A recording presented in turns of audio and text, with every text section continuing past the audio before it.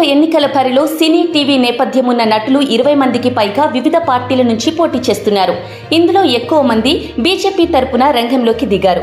ఇప్పటికే రాజకీయంగా అనుభవం సంపాదించి పార్లమెంటు ఎగువ దిగువ సభలకు ప్రాతినిధ్యం వహించిన వారితో పాటు తొలిసారి అదృష్టాన్ని పరీక్షించుకుంటున్న వారు ఇందులో ఉన్నారు.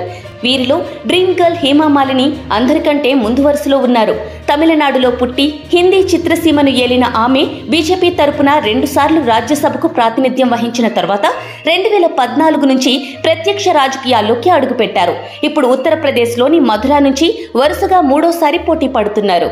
ఇక సినీ టీవీ నటిగా మోడల్గా గుర్తింపు పొంది రాజకీయాల్లోకి వచ్చిన అనంతరం రాహుల్ గాంధీని ఓడించే స్థాయికి ఎదిగిన 48 ఏళ్ల స్మృతి ఇరానీ ఉత్తరప్రదేశ్లోని అమేఠీ నుంచి 3వ బీజేపీ తరపున బరిలోకి దిగారు.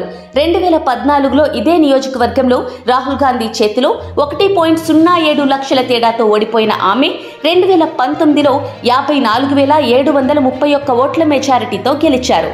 మరోవైపు హిమాచల్ ప్రదేశ్లోని మండి నుంచి బాలీవుడ్ హీరోయిన్ కంగనా రనౌత్ తొలిసారి ఎన్నికల బరిలో దిగారు. ప్రధాని మోదీ మద్దతుదారుగా బలమైన ముద్ర పొందిన ఆమె ఆ పార్టీలో చేరకముందే కమలం టికెట్ దక్కించుకున్నారు.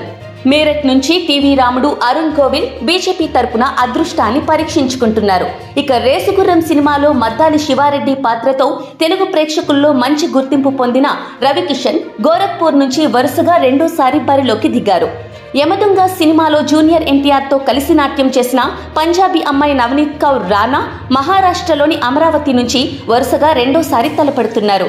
ఇక పశ్చిమ బెంగాల్లోని హుగ్లీ నుంచి బీజేపీ తరపున ప్రాతినిధ్యం వహిస్తున్న సినీ నటి సిట్టింగ్ ఎంపీ లాకెట్ చటర్జీకి పోటీగా టీఎంసీ ప్రముఖ నటీమణి రచనా బెనర్జీని రంగంలోకి దింపింది.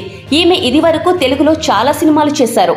ఘటల్ నుంచి తృణమూల్ సిట్టింగ్ ఎంపీ అయిన సినీ నటుడు దీపక్ అధికారి అలియాస్ దేవ్ 3వ రంగంలోకి దిగారు.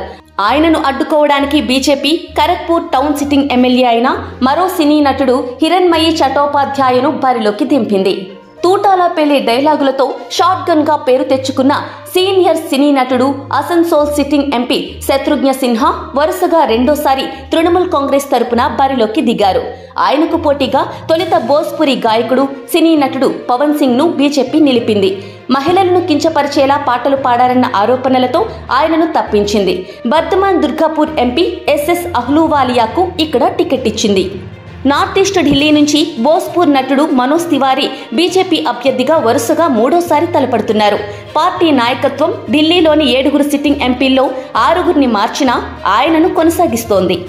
ఇక ఉత్తరప్రదేశ్లో మైనారిటీల ప్రాబల్యం అధికంగా ఉన్న ఆజంగఢ్ లోక్సభ స్థానం నుంచి భోజ్పురి స్టార్ దినేష్ లాల్ యాదవ్ వరుసగా 2వ బీజేపీ తరపున రంగంలోకి దిగారు.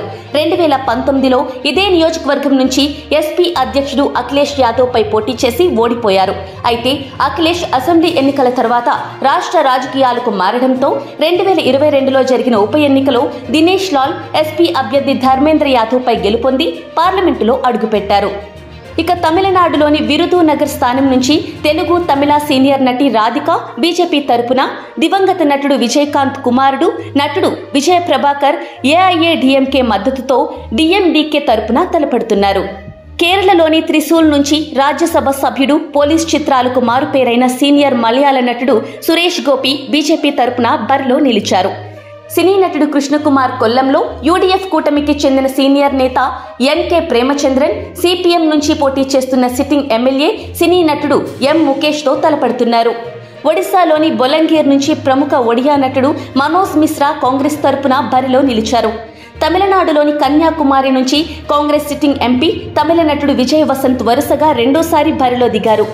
కడలూరు నుంచి బీజేపీ మిత్రపక్షం పీఎంకే తరపున సినీ నటుడు దర్శకుడు సినిమాటోగ్రఫర్ తంగర్ బచ్చన్ రంగంలోకి దిగారు. కర్ణాటకలోని శివమొగ్గ నుంచి కన్నడ సూపర్ స్టార్ శివరాజ్ కుమార్ సతీమణి గీతా శివరాజ్ కుమార్ పోటీ చేస్తున్నారు. ఆమె మాజీ ముఖ్యమంత్రి యడ్యూరప్ప కుమారుడు బివై రాఘవేంద్రను ఢీకొంటున్నారు. ఇక పంజాబ్లోని ఫరీద్కోట్ ఎస్సీ రిజర్వ్డ్ స్థానం నుంచి ఆప్ తరపున నటుడు కమెడియన్ గాయకుడు నిర్మాత కరణ్జీత్ అనుమోల్ బీజేపీ తరపున వాయువ్య ఢిల్లీ సిట్టింగ్ ఎంపీ పంజాబీ జానపద సినీ నేపథ్య గాయకుడు హన్స్రాజ్ హన్స్ తలపడుతున్నారు.